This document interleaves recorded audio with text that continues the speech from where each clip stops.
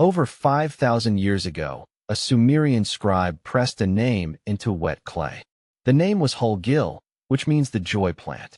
It was one of the first plants humanity ever wrote about. From it would come our greatest medicine against pain and one of our deepest sorrows. This is the secret history of the opium poppy.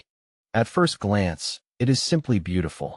Papaver somniferum, the opium poppy, rises on a slender stem into a delicate flower of white, pink, or deep purple, swaying in the morning breeze.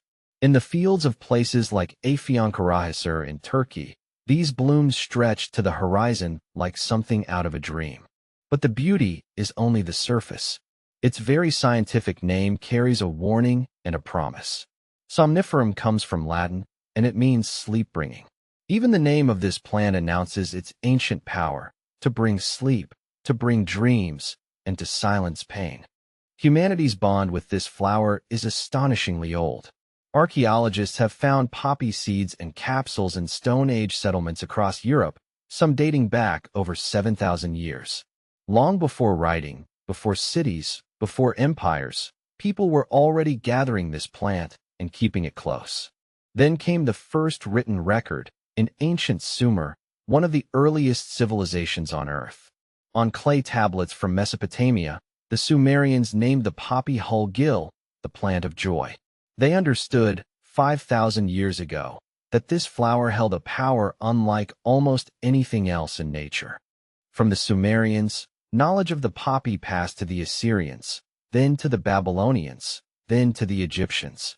It spread across the ancient world like a whispered secret, each civilization learning what the last had known, that this humble flower could ease suffering in a way nothing else could. The ancient Egyptians treasured it. Traces of the poppy have been found in Egyptian tombs, and their medical texts referenced it as a remedy. In a world with almost no defense against agony, a plant that could dull pain was not just medicine. It was close to a miracle, a gift worthy of the gods. And the Greeks wove it into the very heart of their mythology. To them, the poppy belonged to the gods of sleep and dreams. Hypnos, the god of sleep, and his son Morpheus, the god of dreams, were both associated with the poppy. The flower was the bridge between waking life and the mysterious world of sleep.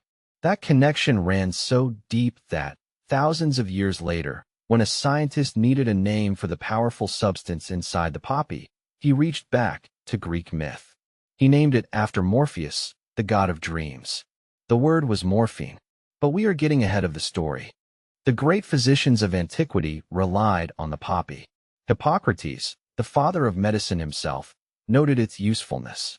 Greek and Roman doctors used poppy preparations to induce sleep, to calm the body, and above all to relieve pain, in an age when there was almost nothing else that could. For the ancient world, pain was a constant, brutal companion. There was no other reliable escape from the agony of wounds, of surgery, of disease. And so this single flower, growing quietly in the fields, became one of the most valued medicines in all of human history, treasured across every civilization it touched. Here in Anatolia, the poppy sank its roots deep into the culture.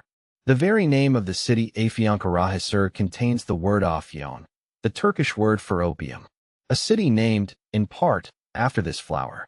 For the people of this land, the poppy was woven into daily life, food, and tradition across countless generations. And beyond its powerful sap, the poppy gave gifts that were entirely gentle. Its tiny seeds, harmless and nutritious, became food. For centuries, across Anatolia and Central Europe, poppy seeds have been baked into breads and pastries, ground into fillings, pressed for oil. The same plant that held such potency also quietly fed families at the table.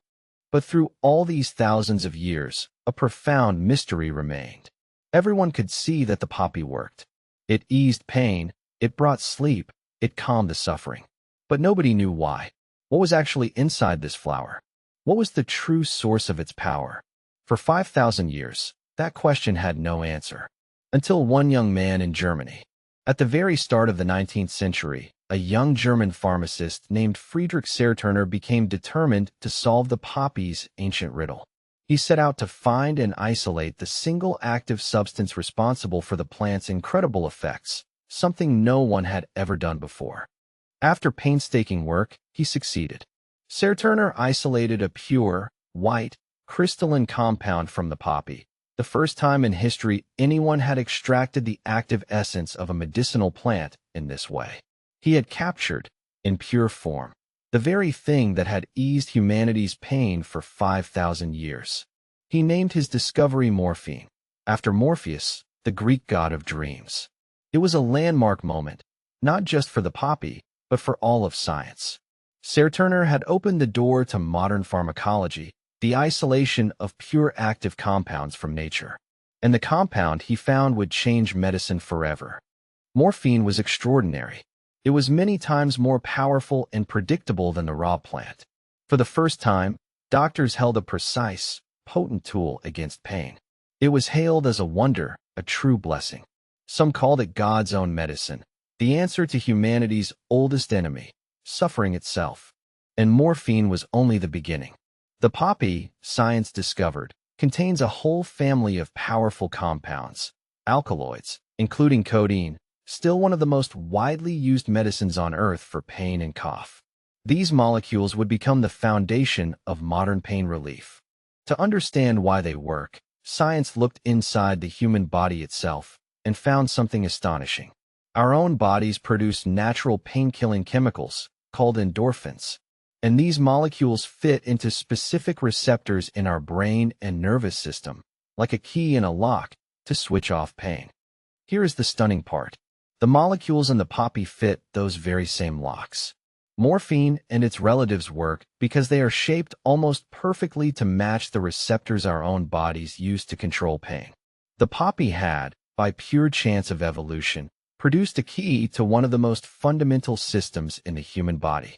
So the ancient healers, the Sumerians with their joy plant, the Greeks with their god of dreams, had been reaching, without any idea why, for a molecule that fits the human brain like it was made for it. Their instinct that this flower held a profound power over the body was, at the deepest chemical level, completely correct. To this day, the descendants of morphine remain essential. In hospitals across the world, when pain becomes unbearable after major surgery, in serious injury, in the care of the dying, medicines derived from or inspired by this flower are still among the most important tools doctors have.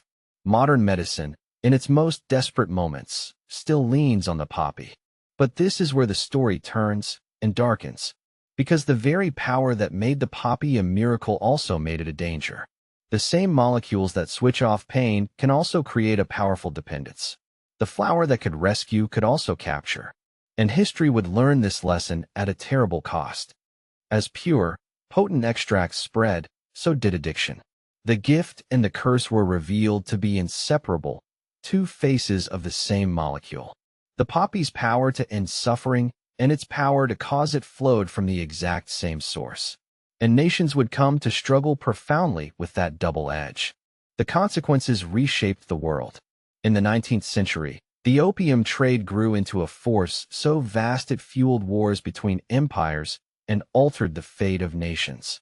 A single flower sat at the center of enormous wealth, enormous suffering, and enormous conflict.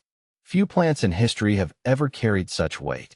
This is why, today, the poppy is one of the most tightly controlled plants on the planet. Its legal cultivation, for essential medicines, is carefully regulated and monitored by international agreement. The world has spent centuries trying to hold on to the poppy's gift while containing its danger, a balance that remains.